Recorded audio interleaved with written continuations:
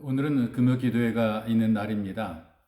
오늘 함께 나눌 말씀은 요한복음 11장 14절에서 17절까지의 말씀을 함께 나누겠습니다. 제가 본문의 말씀을 여러분들에게 읽어드립니다. 이에 예수께서 밝히 이르시되 나사로가 죽었느니라. 내가 거기 있지 아니한 것을 너희를 위하여 기뻐하노니 이는 너희로 믿게 하려 함이라. 그러나 그에게로 가자 하시니 디두무라 하는 도마가 다른 제자들에게 말하되 우리도 주와 함께 죽으러 가자 하니라. 예수께서 와서 보시니 나사로가 무덤에 있은지 이미 나으리라. 이 본문의 말씀으로 절망의 끝에서도 포기하지 마십시오, 이런 제목으로 여러분과 함께 말씀을 나누겠습니다. 믿음으로 살아가는 사람들도 위기를 만납니다. 그리고 삶 현장에서 절망을 경험하기도 하죠. 특별히 심각한 질병에 걸릴 수가 있고 사업을 파산할 수도 있습니다. 그러면 같은 믿음을 가진 지인들이 나름대로 위로를 하는 경우들이 많이 있죠. 믿음으로 잘 극복해내도록 격려하는 것입니다. 그런데 병든 사람들에게 제일 많이 해주는 이야기가 있다고 합니다. 이런 말을 해준다는 것이죠. 죽은 나사로를 살리신 주님께서 너도 살려줄 거야. 사실 많은 사람들이 죽은 나사로를 살려주신 것에 주목을 많이 합니다. 그런데 우리가 이 본문의 말씀을 읽으면서 예수님께서는 나사로의 병든 소식을 듣고도 당장 가지 않으셨다는 사실에 우리가 좀 관심을 가져보려고 합니다. 예수님께서는 분명히 나사로가 병들어 죽게 되었다는 소식을 들으셨어요. 나사로는 예수님께서 관심을 가지고 지극히 사랑하는 사람입니다. 그럼에도 곧 나사로에게 달려가지 않으시고 오히려 이틀을 더 지체를 하신 것이죠. 그렇게 지체를 하는 동안에 나사로는 결국 죽음에 이르게 됩니다. 혹시나 하고 기다렸던 가족들은 예수님께 서운함을 표현할 정도였어요. 미리 알려들었음에도 불구하고 왜 이렇게 늦게 오셨냐는 것이죠.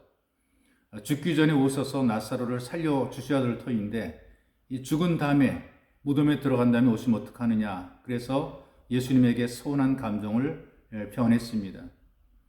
분명히 예수님께서는 당장 오셔서 나사로를 고쳐줄 만한 능력이 있었습니다.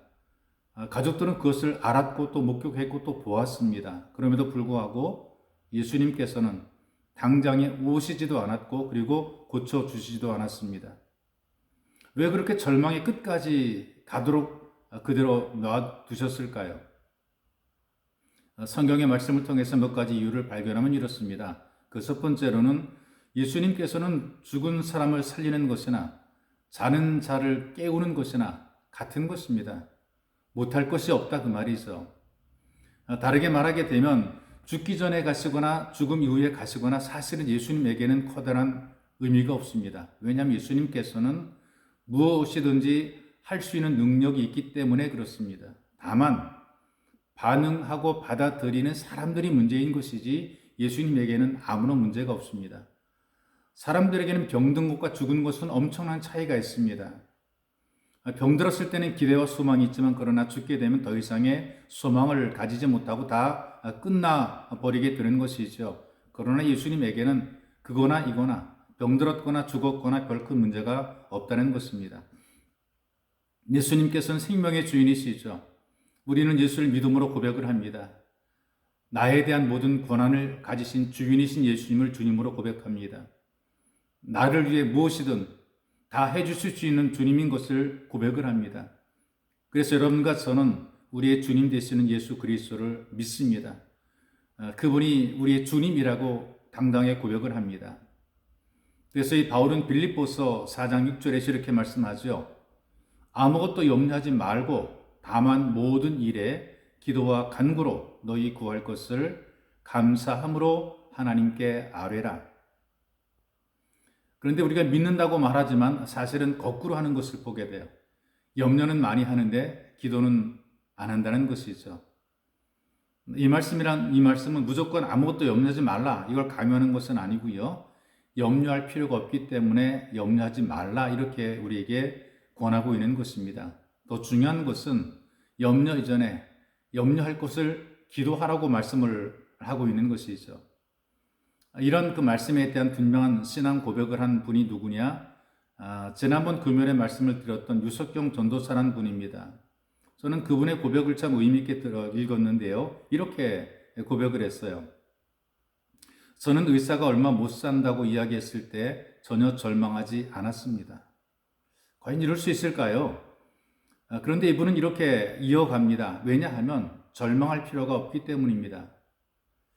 과연 얼마 살지 못한다는 이야기를 듣고도 절망하지 않을 그리스도인들이 몇 명이나 될까요? 그런데 이분은 계속 이어갑니다. 어떠한 상황 속에서도 하나님께서 저에게 가장 좋은 것으로 주신다는 것을 확신합니다. 병들어 죽게 되거나 또는 병이나 살게 되거나 하나님께서 가장 자기에게 좋은 것을 주신다는 확신이고 믿음이죠. 그래서 이렇게 고백합니다. 이 병에서 낫는 것이 필요하면 고쳐주실 것이고 죽는 것이 더 좋으면 천국에 데려가실 것입니다. 이 땅에서도 예수님과 함께 사는 것이고 죽어서 천국에 가도 예수님과 함께 사는 것입니다. 그러니 죽을 병이 든 것이 나에게는 절망할 일이 아닙니다. 이 고백을 듣고 굉장히 마음에 도전받았습니다. 우리는 살아가면서 나름대로 힘듦을 경험을 합니다. 고난과 아픔을 경험합니다. 남다른 절망의 현장에 있을 수가 있습니다. 그런데 아무것도 염려하지 말라는 것이고요. 염려할 필요가 없다는 사실을 알려주고 있는 것이 있어. 바로 고난의 현장, 나사로가 죽은 바로 그 죽음의 현장에서도 염려할 것이 없다라고 하는 것이 예수님께서 우리에게 주시는 도전인 것입니다. 예수님께는 어떤 일이든지 다 쉬운 것이고 할 수 있는 것이고 가능한 것이기 때문에 그렇습니다. 이 능력 있는 예수님께서 나와 함께 해주십니다. 그리고 누구보다 나를 사랑해 주십니다. 이런 사실을 우리가 확실하게 믿으시면 우리도 절망의 끝에서 포기하지 말아야 합니다.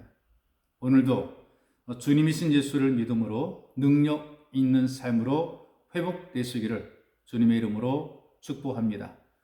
살아계신 하나님 고맙고 감사합니다. 우리가 살아가는 삶의 현장이 주님의 이름을 부르고 믿음으로 살아감에도 불구하고 때로는 인간적으로 볼 때에 바닥을 치는 절망에 빠질 때가 있고 더 이상 앞길이 보이지 않는 막막한 환경 속에 빠질 때가 있으며 도무지 어찌할 바를 알 수 없는 갈 수 없는 그런 막연한 현장 속에 처할 때가 있습니다. 그러나 그런 속에서도 결코 절망하지 말게 도와주시고 포기하지 않도록 주님 우리에게 은혜를 더하여 주시옵소서. 우리에게는 나보다 나를 더 사랑하시는 주님이 계시고 그 주님께서 우리를 가장 안전하게 확실하게 더 좋게 이끌어 가실 것을 믿기에 인도해 가실 것을 믿기에 절망하고 의심하고 낙심할 것이 아니라 주 앞에 오히려 기도하는 삶으로 일어설 수 있도록 은혜를 더하여 주옵소서. 보배로우신 예수님의 이름으로 기도하옵나이다. 아멘.